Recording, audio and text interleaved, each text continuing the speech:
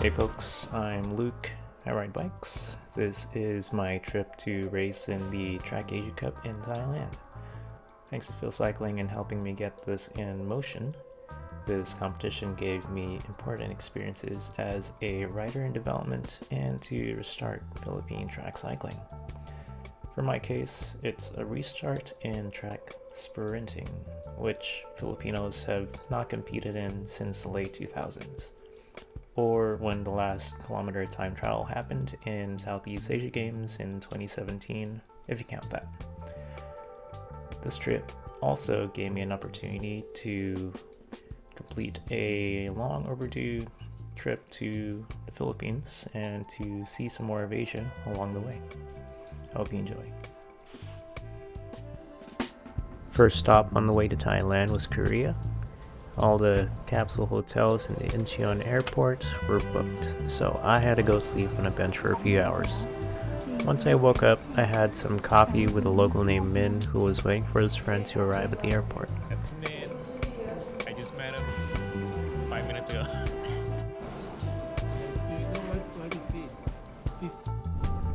Afterwards, I took one of the free bus tours that the airport provided and looked around the Gyeongbokgung Palace and ate at Insadong. It was hot and humid, but luckily the tour areas were not affected by the constant rain that was going through Asia. We couldn't escape the sun at the palace, but it was a nicely preserved area that represents the old traditions of the former imperial country. Seeing people wear hanbok, the traditional Korean outfits, was both wonderful and made me feel sweatier than usual. I didn't know that the palace outer grounds were covered in aesthetically bright stones that were not just to blind you, but to actually act as a security feature so that they would know if intruders were snooping around at night. I'm impressed at how ornate the buildings were, both the exterior shapes and the interior painting of the roofs.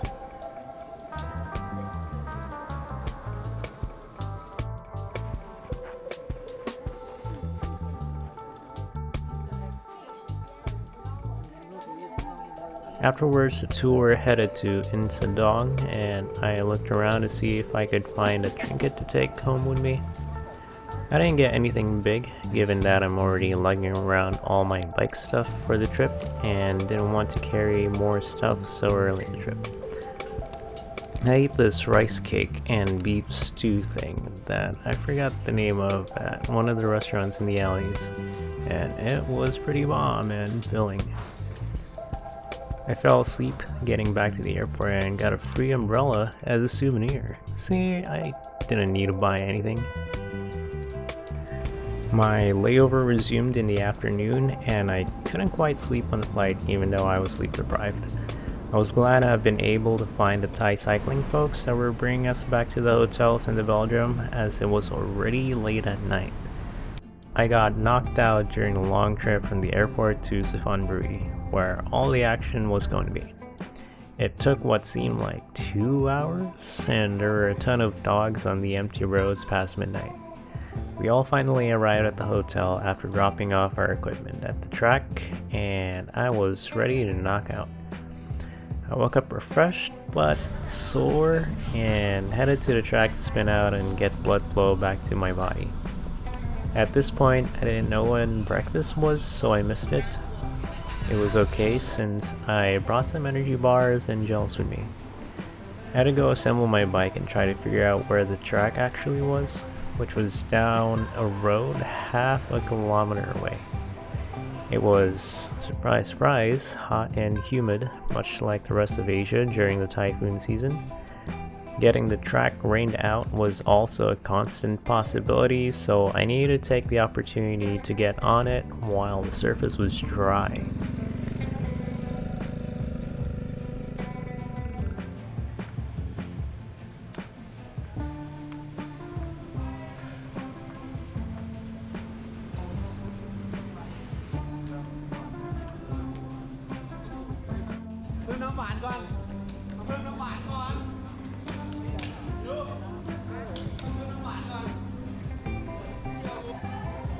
There's also an abandoned temple called Wat Morakot, right next to the track. There were some steps that assisted in getting into the areas, so I went to get a closer look.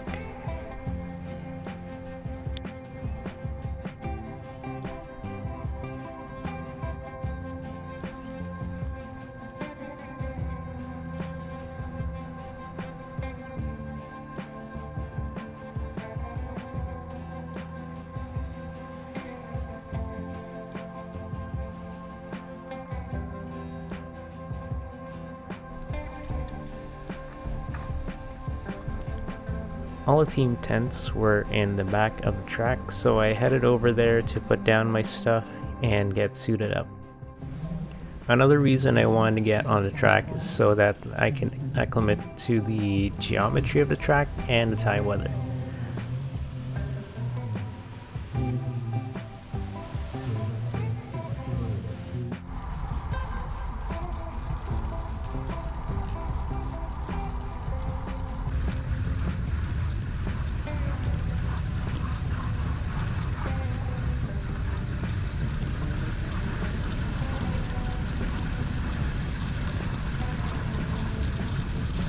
I also try to stay out of the sun as much as I can, since I normally don't get as much exposure from the sun back home. Lucky for us is that the buses came in at least 10 minutes before it leaves, so I have time to hang out where there's AC.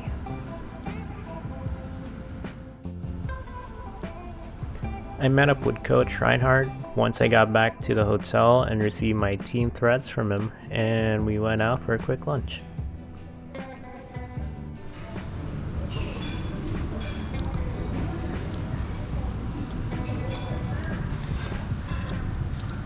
Coach. Hello, good morning. Hello. Saan tayo, Coach? Ano ba to? Ang BT Hotel? Ano yun? Ano to? Ano? Basiti Hotel. Dito sa, Suphan Buri. Suphan Buri. Malayo sa bako. Layo. 3 hours. 3 hours biyahe. Maintain 120 kph sa expressway. Gano'n kalayo yun. Dami. Ang mata ito.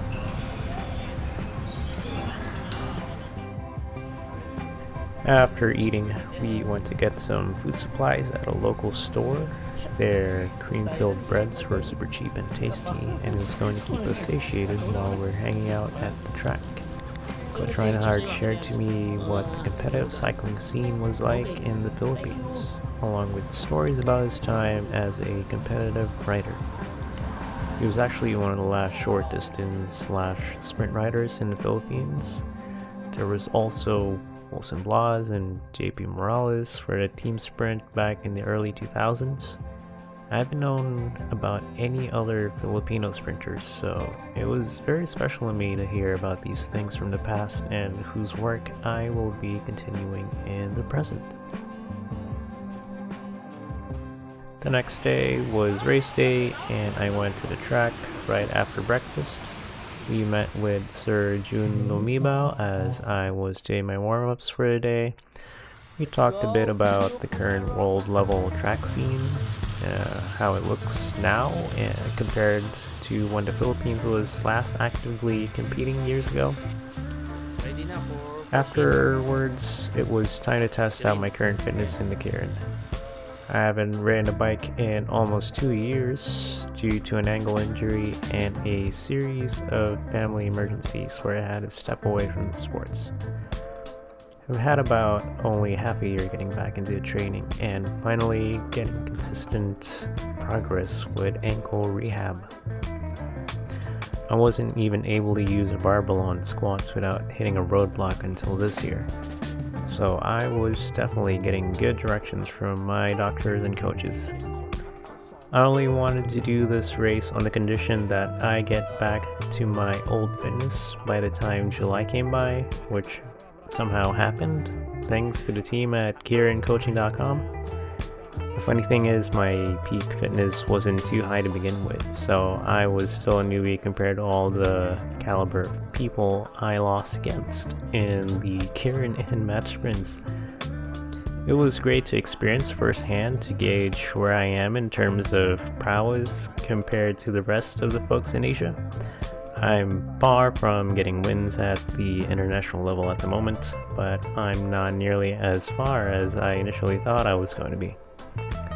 My fingers are crossed that I can continue to be consistent in training as I have been doing so in the last half year, and less like the inconsistency that I've experienced in the past few years. After the races, I went and packed up my bike stuff and finally had time to talk to some of the talented folks that showed up to this edition of Track Asia Cup.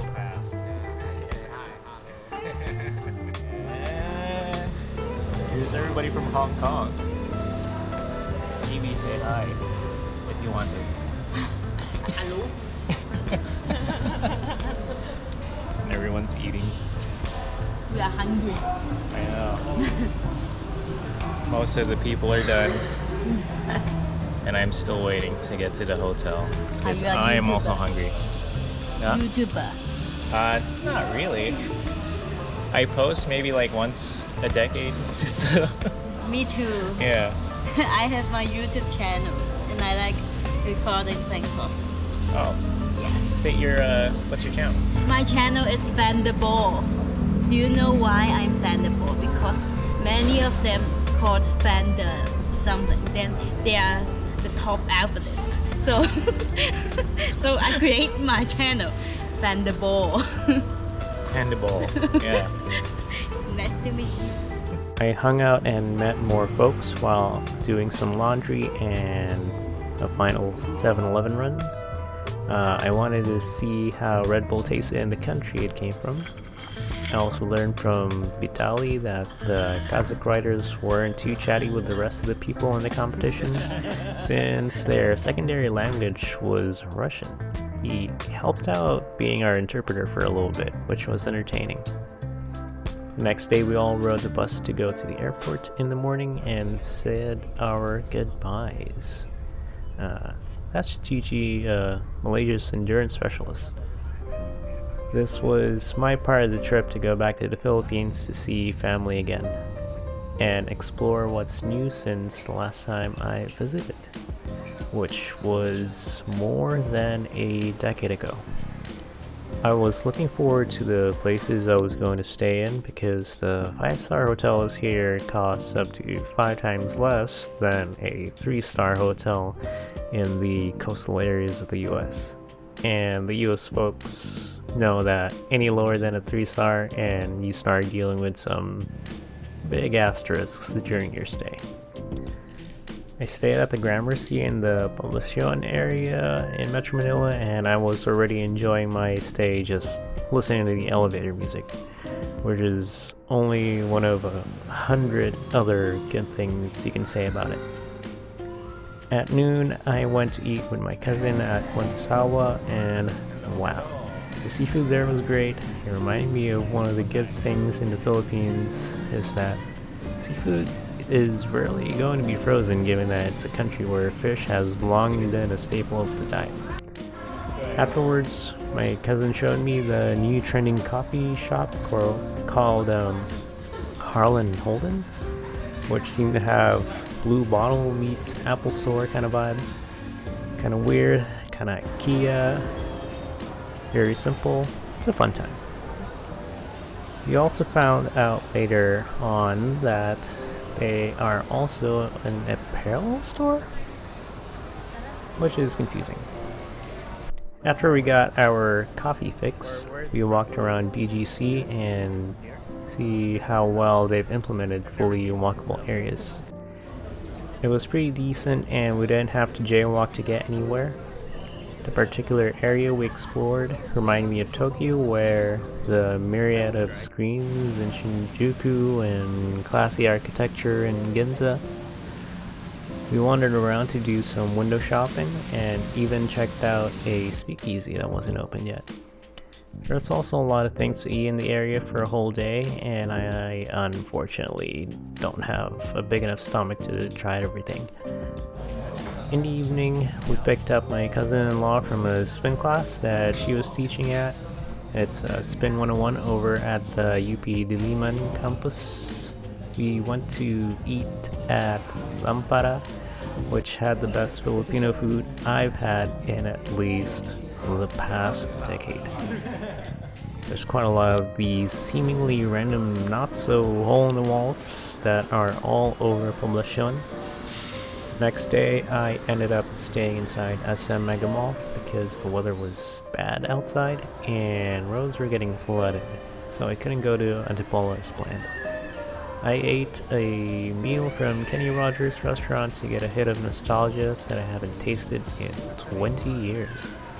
Afterwards, I stayed indoors and window shopped around the Rockwell Mall. Then later tried Din Tai Fung for the first time with my cousins, which I also didn't record. Sorry. After dinner, I stayed the night at the City Garden Grand Hotel. The room was classical, but impressive. All the furniture seems to be made by hand. I went to try their bar to try out the Filipino craft beers on tap, since I have never tried any other Filipino beer except the big two. You know which one they are. The flavors were great, and I'm glad there's an expansion of Filipino-made flavors available. I only had a few days to hang out in the Philippines before I had to go back home. I haven't really paid attention before, but the Ninoy Aquino Airport Terminal 1 seems so much older compared to all the other airports I've been around in Asia. I had a quick layover in Taipei to go sightseeing and to try some grub.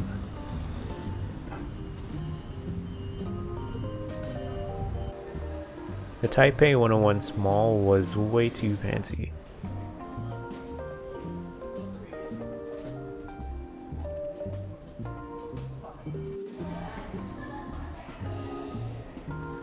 The tower itself was pretty cool. Seeing the overlay of the city from above reminds me of Tokyo quite a bit, except there's more emphasis on their preservation of their forestry here. It was also interesting seeing the airport from the tower, but knowing that it was 40 minutes away. I also saw the popular mass damper that's kept the tower intact from strong earthquakes that have hit it in the past. It was a nice hot day out in this country, which was starkly different from the stormy past week in the rest of Asia where I was in. I went to Ximending afterwards to munch on something and explore the market area. I went a bit too early because I didn't know how long it would take me to get back to my gate in the airport, but I learned that it's pretty darn quick around the evening time to go through TSA. The hallways, on the other hand, are super long and take a while to walk from one end to the other, but at least the airport is pretty.